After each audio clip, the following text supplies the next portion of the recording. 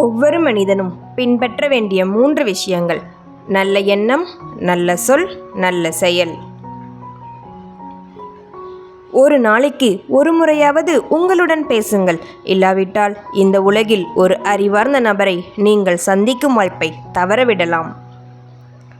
பிறருக்கு எவன் ஒருவன் உதவுகிறானோ அவனுக்கு கடவுளே உதவுவார். வாழ்வில் எந்த அளவுக்கு உயர நினைக்கிறாயோ அந்த அளவுக்கு கடுமையான சோதனைகளை நீ கடந்தாக வேண்டும்.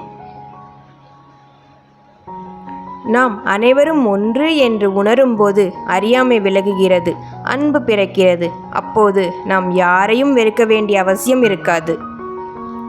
உங்களை மேன்மையானவர்கள் என்று நினையுங்கள், அப்படியே ஆவீர்கள். முதலில் உங்களை நீங்கள் கைப்பற்றுங்கள், பிறகு இந்த ஒட்டுமொத்த பிரபஞ்சமும் உங்களுடையதாக மாறும். எந்த அளவுக்கு நாம் பிறருக்கு நன்மை செய்கிறோமோ அந்த அளவிற்கு நமது இதயம் தூய்மைப்படுத்தப்படும். தூய்மையான இதயம்தான் கடவுளின் இருப்பிடம். ஒரு நேரத்தில் ஒரு செயலை மட்டும் செய்யுங்கள்.